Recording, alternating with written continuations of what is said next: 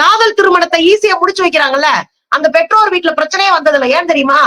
பிள்ளைங்கள ஓட ஓட விரட்ட மாட்டாங்க. நீட்டா கல்யாணம் முடிச்சு பெத்தவங்க கல்யாணம் முடிச்சு குடுத்தா ஒரு பையன் பேச மாட்டான். முதுகு பின்னாடி லட்சம் பேர் பேசிருப்பான். நமக்கு என்ன வந்துச்சு? முன்னாடி பிள்ளைகளை நல்லா இருக்கட்டும், ஏன் உள்ள பிறவி ஒரு தடவை சந்தோஷமா இருந்துட்டு போட்டும்பா அப்படின்னு பேரண்ட்ஸ் முடிவெடுத்து பிள்ளைகளை கல்யாணம் பண்ணி வச்சுட்டா ஒரு பையன் ஊருக்குள்ள பேச மாட்டான். தூக்கிட்டு வந்து நிக்க மாட்டான். இதுதான் இங்க இருக்கிற சிக்கலே. அப்ப இதெல்லாம் வளர்த்து விட வேண்டிய அவசியம் நமக்கு இருக்குன்றத பாக்குறோம். பேரண்ட்ஸ் குழந்தைங்களை புரிஞ்சுக்கணும். குழந்தைங்களுக்கு லவ் வந்தா அதுதான் இயற்கையா இருக்கிறான்னு புரிஞ்சுக்கணும்.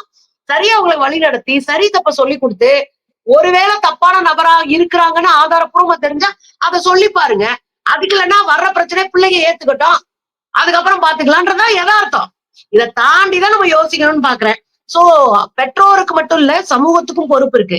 ஆண் பெண் சமத்துவம் எப்ப சரியா இருக்கும்னா, சாதாரணமா ஆம்பளை பொம்பளை பேசிட்டு இருக்கும்போது பிரச்சனையே வராது, ஈவ் டீசிங் வராது. ஒருத்தர் விரட்டி போய் வெட்டி கொல்ல மாட்டான்.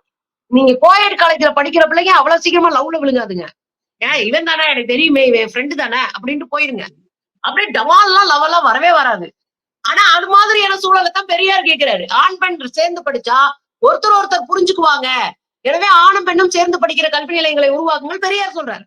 அப்ப சேர்ந்து படிக்கிற போது புரிந்து கொள்வது, ஒருத்தர் மேல அதீதமான ஐயோ இவங்களா அப்படின்ற ஒரு பெரிய படபடப்பு பட்டாம்பூச்சி எல்லாம் மறக்காது. அதை தாண்டி பட்டாம்பூச்சி பறக்குதுன்னா நம்ம அலைவரிசை மனிதர்களா இருக்கிறாங்கன்னு அர்த்தம். இத பெற்றவங்களும் புரிஞ்சுக்கணும், வாத்தியாரும் புரிஞ்சுக்கணும், சமூகமும் புரிஞ்சுக்கணும், சட்டமும் புரிஞ்சுக்கணும். ஏன்னா இது ஸ்டாலின் அவர்கள் மட்டும் புரிஞ்சுட்டு போற விஷயம் கிடையாது. ஒட்டுமொத்த சமூகமும் கூட நின்னு புரியணும்.